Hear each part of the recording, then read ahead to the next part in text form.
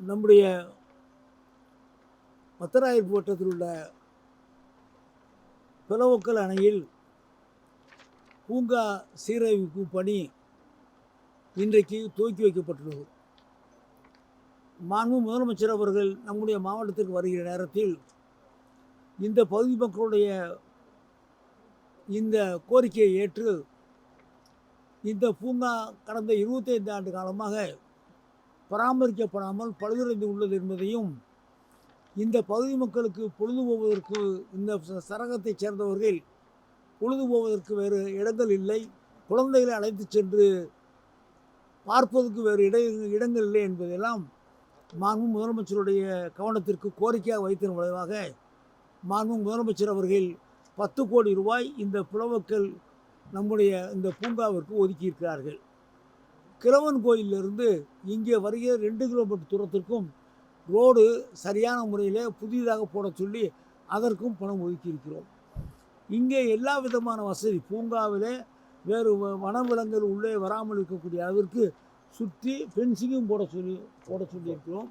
உள்ளே விளையாட்டு பொருள்கள், வருகிற சுற்றுலா பயணிகள் உட்கார்ந்து சாப்பிடுவதற்கு வேண்டிய இடங்கள், அதே போன்ற சின்ன சின்ன விளையாட்டு பொம்மைகள், குழந்தைகள் விளையாடுவதற்கு வேண்டிய உபகரணங்கள் எல்லாம் வேண்டியதை செய்திருப்போம். அதே போல் கழிப்பற வசதிகளையும் செய்திருக்கிறோம். 10 கோடி ரூபாயில் ஒரு நல்ல நம்முடைய பகுதியில், இந்த சிறுவனத்தூர் பகுதிக்கு பத்தராயிரத்துக்கு மட்டுமல்ல, நம்முடைய மாவட்டத்தில் இந்த புலவக்கல் பகுதியில் வந்து எல்லோரும் சுற்றுலாவுக்கு வரக்கூடிய அளவிற்கு இதை மிகச்சிறப்பாக செய்யவிருக்கிறோம். நல்ல முறையில் அமையும்.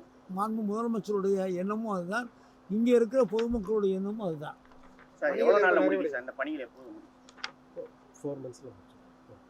4 மாதம் சொல்கிறாங்க, ஒரு 6 மாதம் வச்சுக்கணும். 6 மாத காலத்திற்குள்ளாக இந்த பணிகள் முடியும்.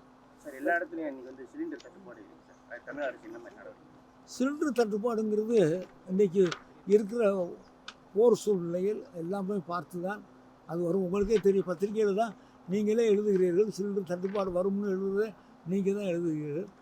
நம்முடைய அரசாங்கத்தை பொறுத்தளவுக்கு பொதுமக்களுக்கு எது தேவையோ அதை செய்து கொண்டிருக்கிறோம். சிலிண்டர் மத்திய அரசாங்கத்திலிருந்து வரக்கூடியது, அவர்கள் பெற்றுத்தருவதை சரியான முறையில் நாங்கள் விநியோகம் செய்கிறோம். நீங்கள் இப்போ எத்தனையோ காரியங்கள் நம்ம ஏரியாவுக்கு செய்திருக்கீங்க, இது நிறையா காரியங்கள் நிறையா பண்ணியிருக்கீங்க, நம்ம அரசால் பண்ணியிருக்கீங்க. இப்போ இந்த கூவாப்பட்டி இந்த இது மூலக்கரையிலிருந்து உள்ள ஊருக்குள்ளே வர்ற வழியில் இந்த இது 2 கம்மாய்க்கு இடையில் இருக்க சாலை வந்து குறுகலாக இருக்குது. அதை கொஞ்சம் அகலப்படுத்தி இருவழி சாலையை கொஞ்சம் நல்லா பண்ணி கொடுத்தா நல்லா இருக்கு. நல்ல யோசனை, அதை ஏற்றுக்கொள்கிறோம்.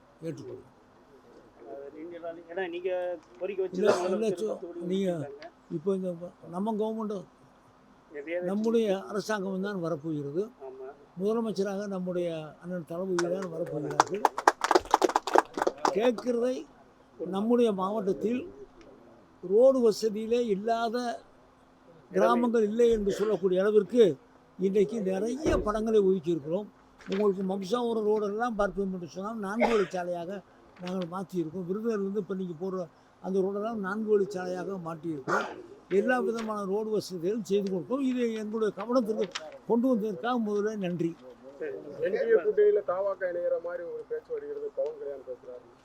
தினசரி ஒரு செய்தி உங்களுக்கு கண்டென்ட் வேணும், பத்திரிகையாளருக்கு ஏதாவது ஒரு கண்டென்ட் வேணும், நாங்கள் எங்கள் வழியிலே போய் கொண்டிருக்கிறோம். முதலமைச்சர் தெளிவாக இருக்கிறார்கள். யாரோடு சேர்ந்தாலும் எங்களுக்கு அதை பற்றி கவலை இல்லை. வருகிற அரசாங்கம் திராவிட மாடல் அரசாங்கமாகத்தான் வரும். மாநில மாநாட்டுக்கு அப்புறம் வெற்றி வாய்ப்பு எந்த அளவுக்கு?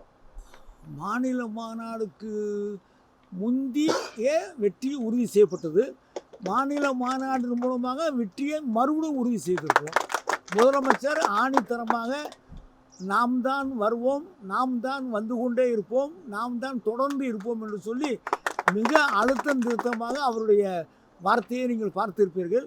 வெறுமன பேசாமல் அழுத்தமாக சொல்லியிருக்கார். வருவோம், வந்து கொண்டே இருப்போம், தொடர்ந்து வருவோம் என்று சொல்லியிருக்காரு. 4 திட்டத்தில் தமிழகத்தில் இல்லாத அளவுக்கு இப்போ வந்து அதிக பேர் வந்து யூபிசி எக்ஸாமில் பாஸ் பண்ணியிருக்காங்க. 4 ஆமாம். இதை பற்றி அதாவது பொதுவாக அரசாங்கம் எப்படின்னா, முதல்ல எல்லா கிராமங்கள் போகும்போது எங்கள் ஊரில் பள்ளிக்கூடம் இல்லை, எங்கள் ஊரில் எங்கள் குழந்தைகள் படிக்கிற வசதி பண்ணி கொடுங்கன்னு கேட்ட ஒரு காலம் இருந்தது.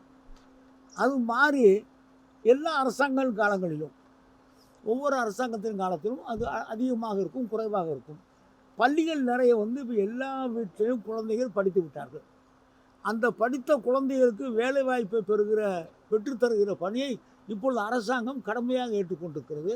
வருகிற இந்த புதிய அரசாங்கத்தில், நம்முடைய அரசாங்கத்திலையும் பார்த்தீங்கன்னு சொன்னால் பையன்களுக்கும் பெண்களுக்கும் வேலை வாய்ப்புகளை முக்கியத்துவம் கொடுத்து அவருடைய வாழ்வாதாரத்தை முக்கியமாக பண்ணக்கூடிய பணியைத்தான் நம்முடைய முதலமைச்சர் செய்யவிருக்கார். அதுதான் நான் முதல்வர் திட்டத்தின் மூலமாக அத்தனை குழந்தைகள் படித்து வந்திருக்கிறார்கள். ஆளுநர் ஆர் என் ரவி மாற்றம் குறித்து சென்னை, டெல்லியில் கேட்கும்.